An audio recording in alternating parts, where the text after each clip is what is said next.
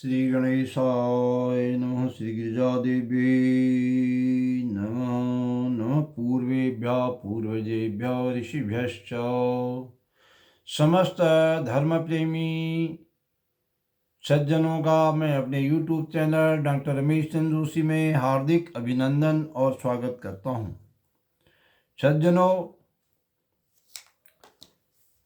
आज मेरे पास बहुत से हमारे जिज्ञासु पाठक जनों का संदेश प्राप्त हो रहा है कि गुरुजी, मोक्षदा एकादशी मार्ग शुक्ल पक्ष एकादशी के संबंध में हमें बड़ा संशय हो गया है, क्योंकि आपने जो पंचांग में व्रत दिखाया है वह 22 दिसंबर का दिखाया है, जबकि 22 दिसंबर को दशमी विद्या एकादशी है। और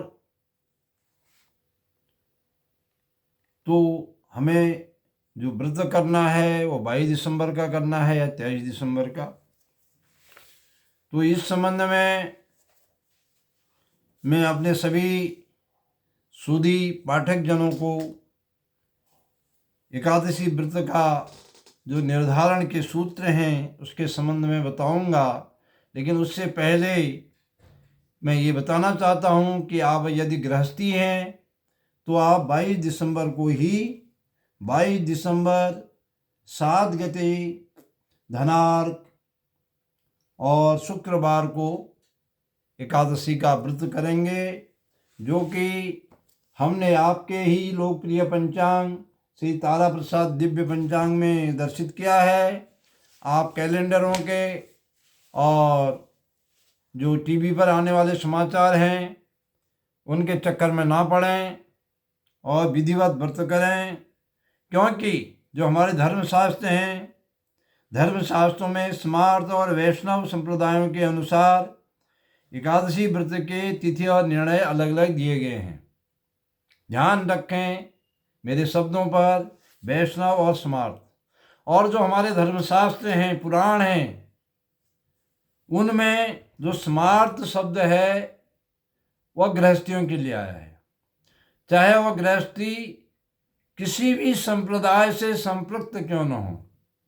समस्त गृहस्थियों का ये मैं आगे आपको व्याख्यायित करूंगा। ऐसे समस्त गृहस्थी, चाहे वो वैष्णव हों, शाक्त हों, शैव हों, सौर हों, गणपत्य हों, सब धर्मशास्त्रों के अनुसार स्मार्त में परिगणित किए गए हैं। और वैष्णव शब्द के लिए वैष्णव आया है केवल सन्यासियों के लिए, जो गृहस्थाश्रम में नहीं हैं और जिन्होंने जो है गृहस्थ आश्रम का अथवा परित्याग कर दिया है, वे सब वैष्णव में आए हैं। तो ये वैष्णव स्मार्त वेद से एकादशी का अलग अलग निर्णय होता है। इसमें जो एकादशी व्रत का निर्णय है उससे हमारे धर्मशास्त्रकारों ने 2 भागों में बांटा है। पहला जो निर्णय है, पहला जो नियम है, उसमें उसको कहते हैं सामान्य नियम। और सामान्य नियम कहाँ पर लागू होता है?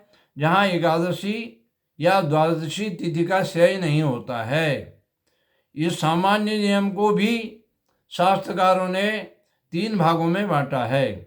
एक तो अरुणोदय दशमी विद्या एकादशी का नियम है, दूसरा है सूर्योदय दशमी विद्या एकादशी का नियम, और तीसरा है शुद्धा, अर्थात अरुणोदय और सूर्योदय कालों में दशमी जहाँ बिल्कुल भी विद्ध न हो, एकादशी दशमी विद्या एकादशी न हो, उससे कहते हैं शुद्धा। ये 3 नियम हैं। इसको 3 नियमों को सामान्य एकादशी के व्रत के नियम में देखा जाता है। अब जो दूसरा नियम है उससे कहते हैं विशेष नियम। तो विशेष नियम क्या है? विशेष नियम है जहाँ एकादशी अथवा द्वादशी तिथि का क्षय हो जाता है। जहाँ एकादशी तिथि का अथवा द्वादशी तिथि का क्षय हो जाता है उससे कहते हैं विशेष नियम।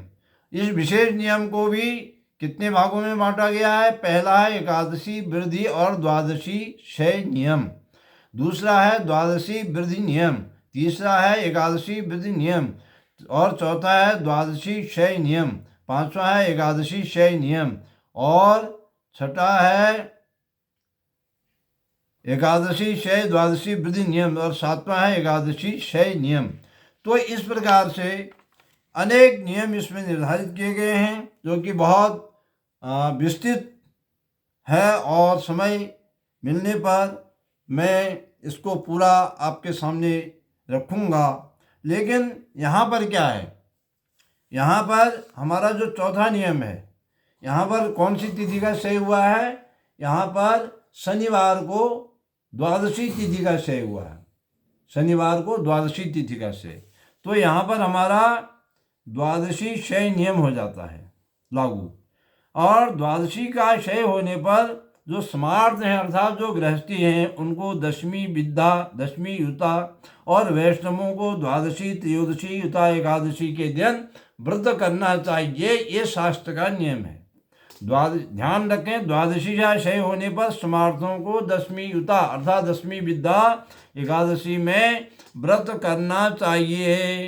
यहाँ पर 22 दिसंबर शुक्रवार को दशमी है, 2 घटी 52 पला, 3 घटी के आसपास, और 23 दिसंबर को एकादशी है, 0 घटी 7 पला, थोड़ा सा है,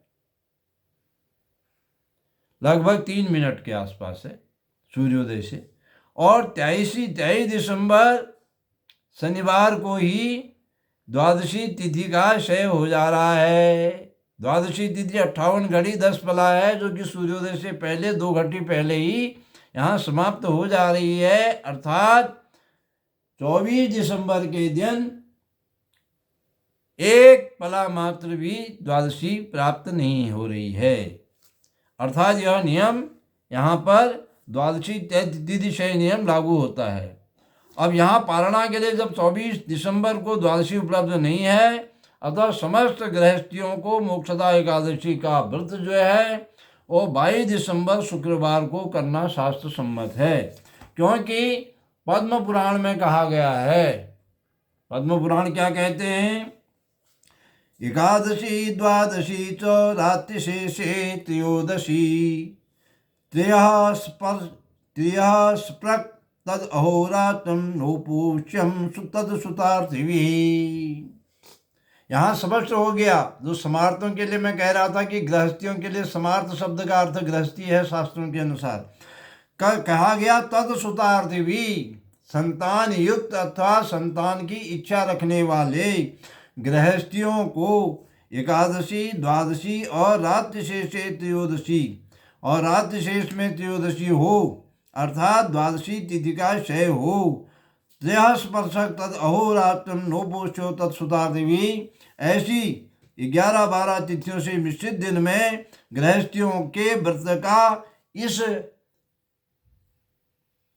पद्म पुराण के श्लोक द्वारा स्पष्ट निषेध किया गया है। पद्म पुराण का श्लोक है। और बृहद वशिष्ठ ने भी स्पष्ट रूप से कहा है, द्वादशी स्वल्पमल्पापि यद् न स्यात् परेहनि दशमी मिश्रिता कार्या महापातक नाशिनी।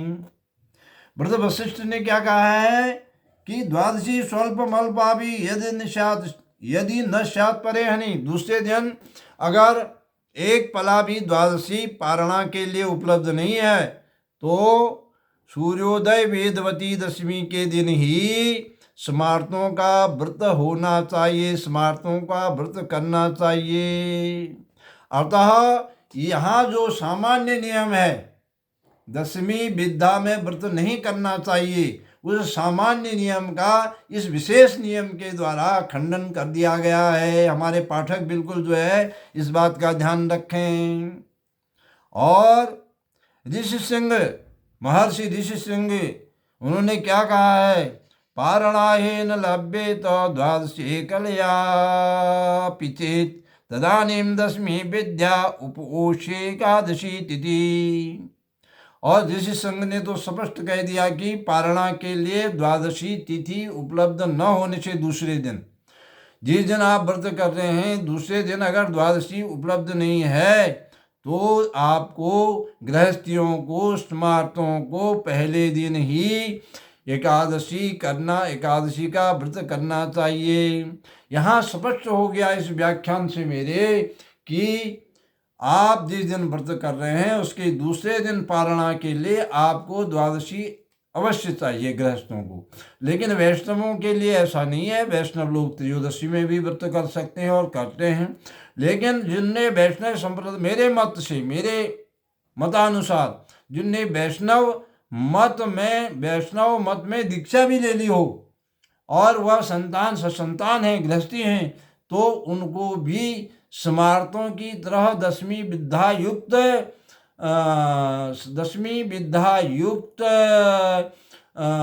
एकादशी में ही एकादशी का व्रत करना चाहिए, क्योंकि पद्म पुराण ने कहा है कि नोपोष्यम तत्सुतार्थिवी, जो संतान की इच्छा रखते हों अथवा जिनकी संतान है उनको